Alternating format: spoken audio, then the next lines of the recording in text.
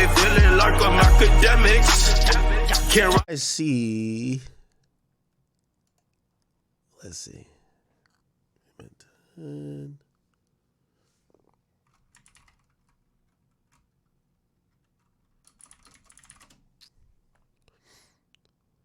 Okay, here we go. So we're gonna get caught up with this Diddy appeal thing. Check this out. Bestie at times. It's a rather disparaging characterization, and I want to understand what you mean by it. What I mean, that's not what I mean. So yes, we have the audio from court as arguments were made both by the defense and the government. What's the court going to decide? Is Diddy going to be released from prison soon? Welcome to Sidebar, presented by Law and Crime. I'm Jesse Weber. Give me one second. I got to turn the heat up. You guys know that we follow hundreds of cases a year, and each case has so much evidence that we said, you know what, let's do something here. We wanted to give you the Prosecution, which were connected to Combs hiring escorts and having them travel to different locations. But he was acquitted of the much more serious charges that were brought against him in the federal indictment: conspiracy to commit racketeering and sex trafficking by force, fraud, or coercion. So the prosecution's star witness, as we remember, was Combs' ex, Cassie Ventura, who was in a relationship with him for 10 years.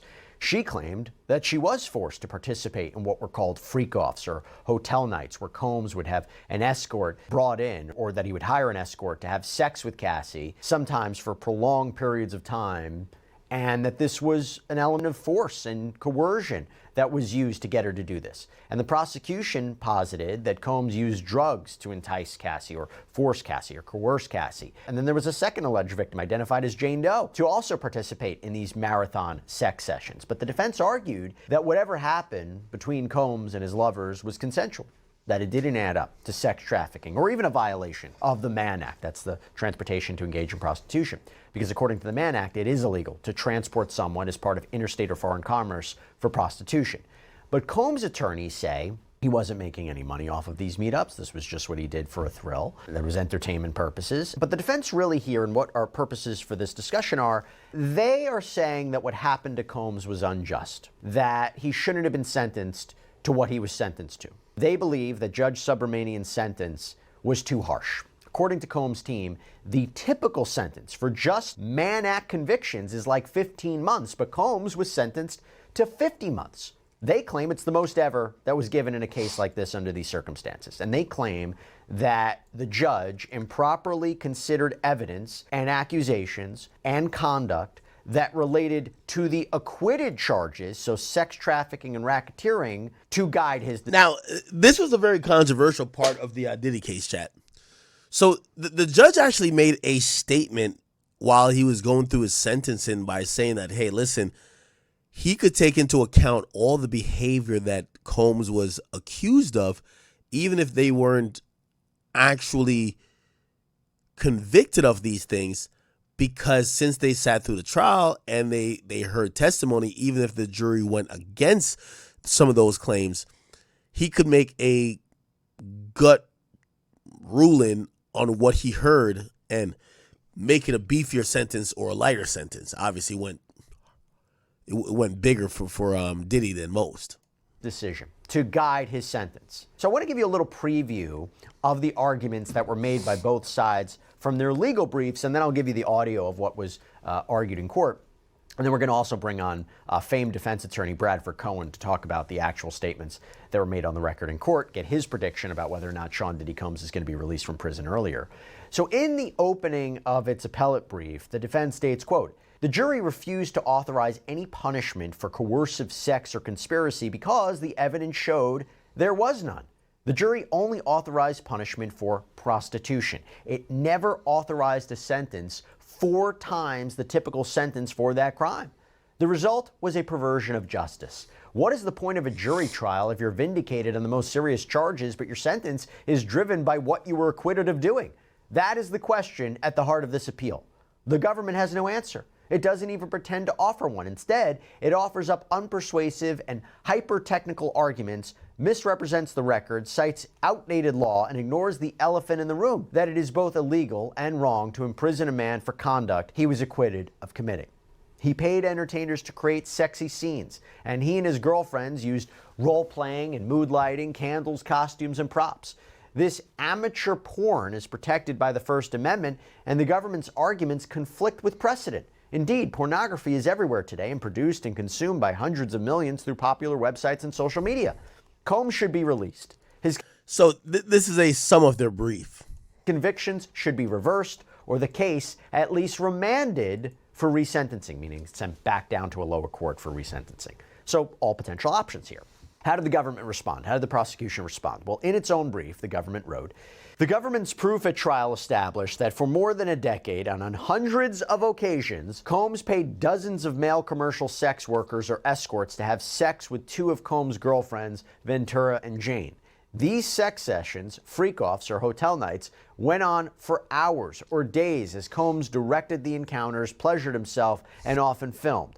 Combs plied Ventura and Jane with drugs and was at times physically violent, hitting, kicking, and punching them before, during, or after freak-offs and hotel nights. Combs relied on his staff to book travel, including interstate and international trips, set up and clean hotel rooms, and deliver drugs, cash, and other supplies in connection with freak-offs and hotel nights. According to Combs, the district court should have closed its eyes to how he carried out his Mann Act offenses and abused his victims, violently beating them, threatening them, lying to them, and plying them with drugs. To do otherwise, Combs says, violated the Constitution and was unfair and unjust.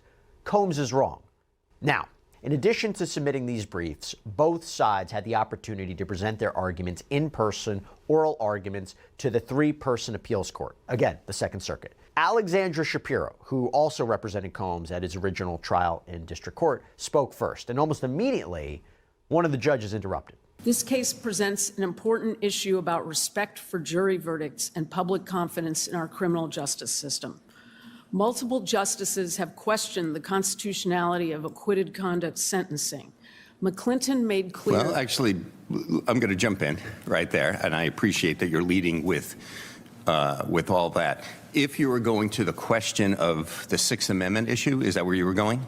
Not quite. Okay, I will.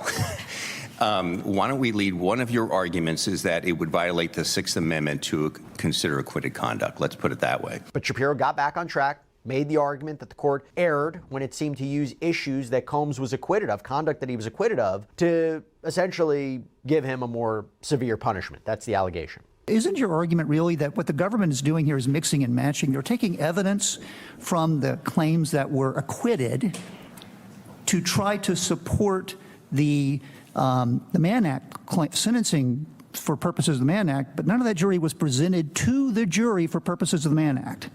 Yes, Your Honor. Is that a summation of what we're— That's fair. Well, he's mixing and matching is what he's doing, right? I mean, the district court here reached into the evidence that was used to support the government's RICO and sex trafficking case to for purposes of establishing the penalty under the Mann Act. Correct, and he found coercion when the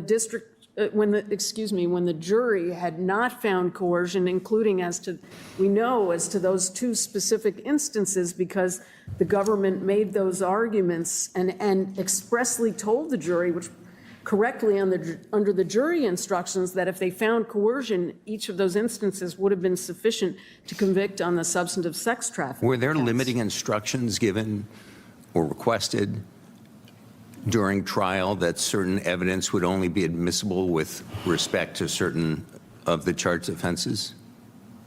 No, and that wouldn't really have worked here. So then the prosecutor, Assistant U.S. Attorney Christy Slavic, represented the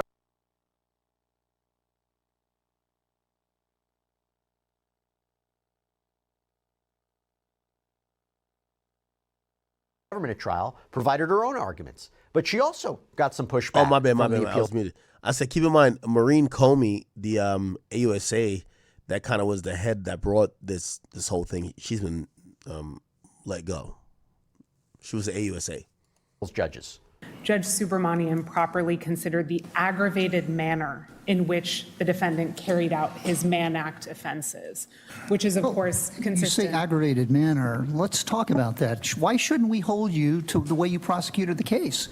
You went to the jury and you said, this man did all these terrible things for purposes of the RICO conspiracy, for purposes of sex trafficking, and they acquitted him.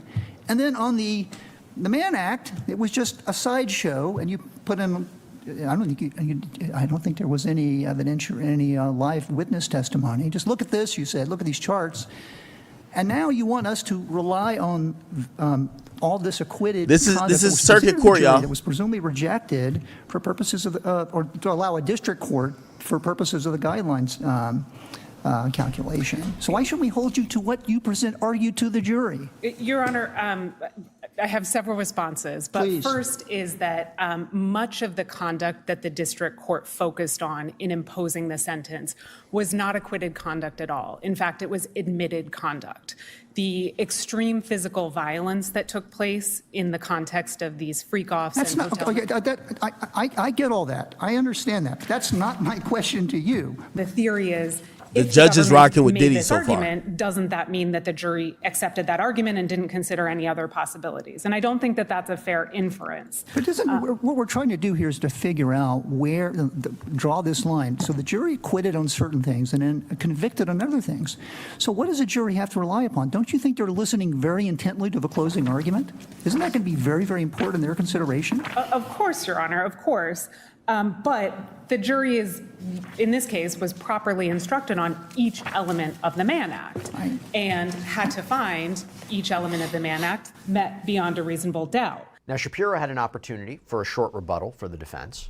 I just in closing, 12 New Yorkers took 2 months out of their lives to serve on this jury. They listened to 34 witnesses, reviewed thousands of text messages, videos, and other evidence, and deliberated for 2.5 days.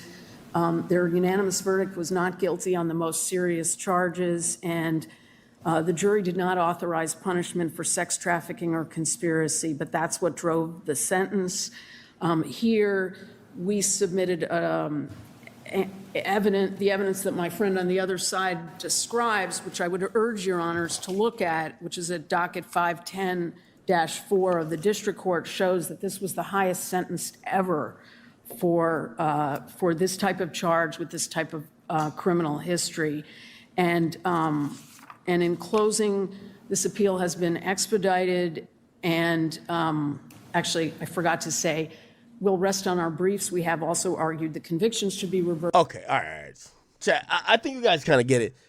They're going through this whole argument, and even if you hear like a little bit snippets of the circuit court judges, they're kind of really like hard on the prosecutor, saying, yo, what they're saying is making sense. Why aren't you guys judging him on what he got found guilty for? Why are you trying to bring other things into the matter? Obviously, we're going to keep hearing more about this. We're going to hear a decision on this, and also we'll hear what subsequent next actions is to come. All right. All right. So Diddy's about to be home free soon. I would think in the next probably couple of months. I think his case, his appeal looks really good, and I think because it has certain type of precedent building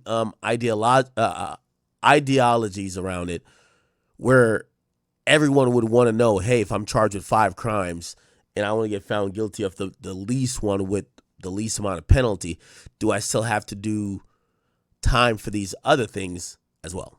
Right? Cool. All right. Anyway,